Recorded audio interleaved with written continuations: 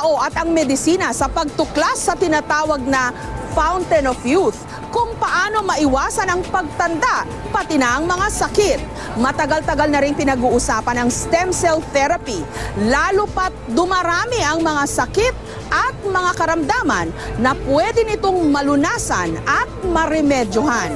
Kabilang na kung papaano huwag mapahalata sa mukha at pangangatawan ang edad ng tao.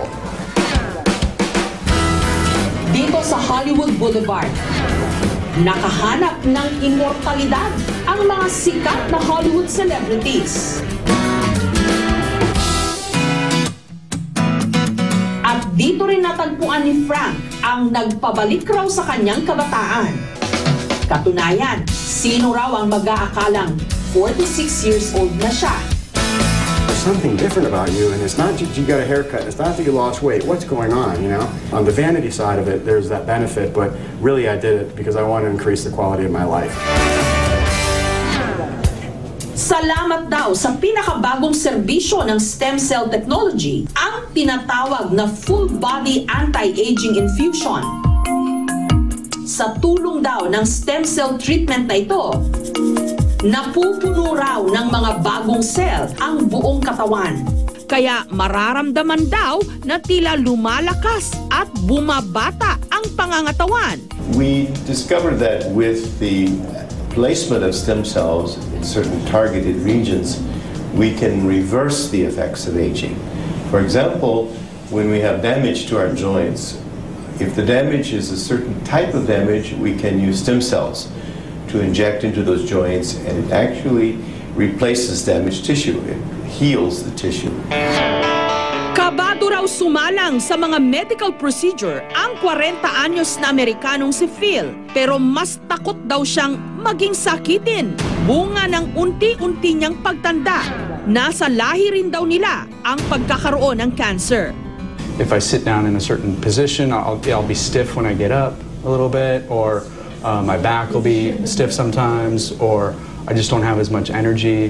Kaya buong tapang na raw siyang nagdesisyon na sumailalim sa full body anti-aging infusion. Matapos turukan ng pampamanhid si Phil, You feel a little pressure maybe? Just a little bit of pressure. Okay. kinuhanan na siya ng bone marrow sa kanyang balakang.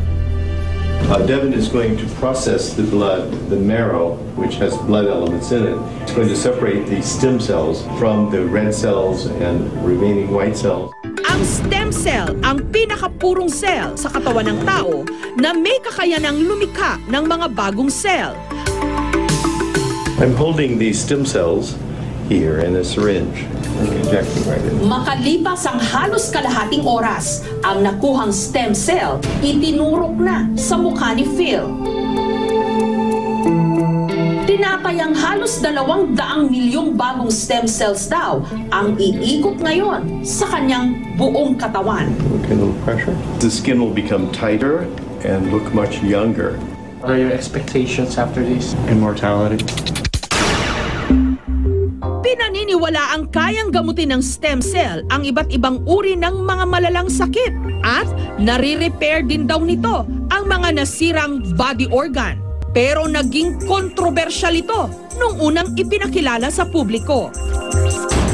Sa tinatawag kasing embryonic stem cell procedure, mamamatay ang embryo sa sinapupunan kapag kinuhanan ito ng stem cell para raw itong pagkitil sa buhay. Tinutulan ito ng mga pro-life group at ng simbahang Katoliko. Pero hindi nagtagal, natuklasan ding pwedeng makakuha ng stem cell sa bone marrow o gulugod. Pati na sa umbilical cord o yung pinagputulan ng pusod ng bagong silang na sanggol. Ang effective pa lang na stem cell therapy ngayon ay tinatawag na bone marrow transplantation. Ginagamit nila yan sa pag-treat ng mga leukemias, mga lymphomas. Nagagamit na rin daw ngayon ang stem cells technology maging sa pagpapanatiling maganda ng katawan. Si Dr. Rolando de Guzman. Napanot raw siya kahit sa edad lang na 44. Sumubok na raw siya ng kung ano-anong shampoo at gamot sa buhok. Pero hindi pa rin naawat ang kanyang bad hair days. Gumamit ako, sabi nila parang kumapal daw yung strand. Pero eventually, yung hairline ko talagang nagre-recede pa rin and may hair fall pa rin. Ang kanya raw nagagasto sa kanyang espesyal na wig. Umabot na ng 100,000 pesos kada taon. May white hair pa yan. Buwan-buwan kasi itong kailangang ipaayos sa klinika. Ang nakikita na lang niya ngayong solusyon sa kanyang problema, ang tinatawag na triple therapy. Sa hair transplant na ito, ginagamit ang tinatawag na growth factor stem cells mula sa dugo ng pasyente para ma-stimulate ang natural raw na pagtubo ng bagong transplant na buhok. Kasi minsan, when we do transplants, minsan hindi 100% tumutubo yung buhok. So what we want to ensure is, after the hair has been transplanted, tutubo siya ng maganda. Kinuhanan muna siya ng dugo na ipoproseso sa isang special centrifuge machine sa loob ng 15 hanggang 20 minuto para makuha ang growth factor stem cells. So yung yellow na part, itinatawag natin growth factor at ito ang i-inject natin sa patient scalp bago natin i-start yung implantation. Pagkatapos, hiniwaan na siya sa anit. Nakuha na natin strip. Dissectin natin sa microscope. Mabusising inihiwalay isa-isa ang mga ugat ng kanyang buhok. Sunod na ituturok ang growth stem cell sa anit gamit ang isang makina. Hindi naman siya masakit eh. Very fine pricking sensation pero not painful. Actually, mas masakit pa yung facial eh.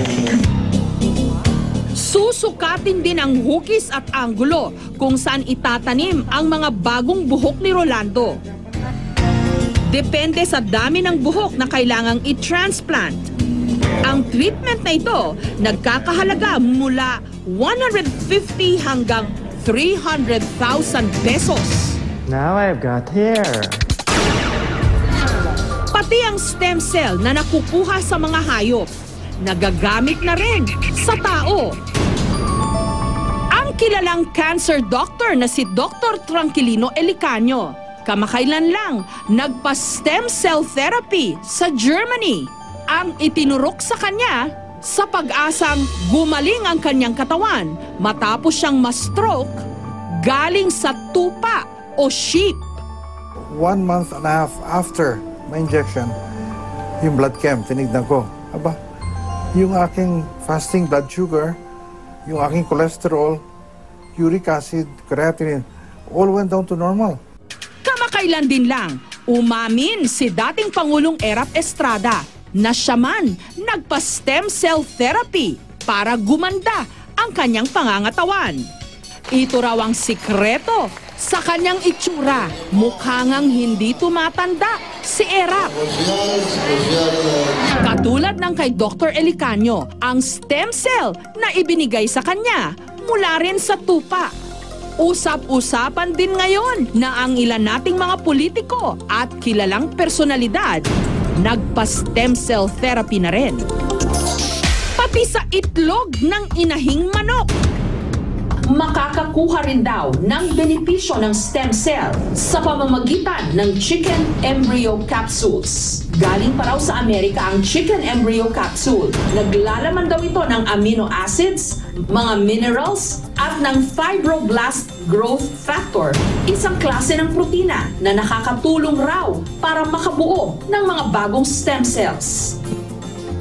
Yung cells naman natin na medyo may kapansanan o medyo namamatay, binubuhay o flash.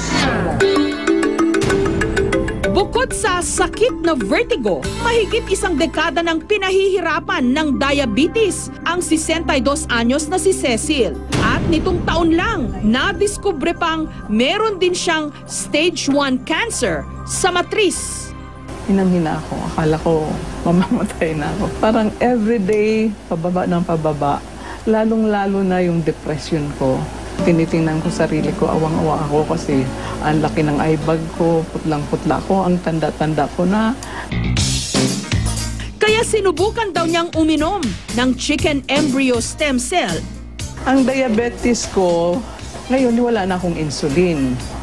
Nagpa-laboratory ako lahat. Pati sugar ko nag-normal. Ang blood pressure ko hindi na tumataas. Bagamat aprobado ng US Food and Drug Administration, may babala ang ating Bureau of Food and Drugs. Ang stem cell therapy na source sa mga animals din. Protein yan. Para siyang karni. So madali siya, madigest siya. So in other words, paano siya dadating doon sa parte ng katawan na kailangan siya? Hindi siya makarating, no? Kasi sa stomach pa lang nadadigest mo na.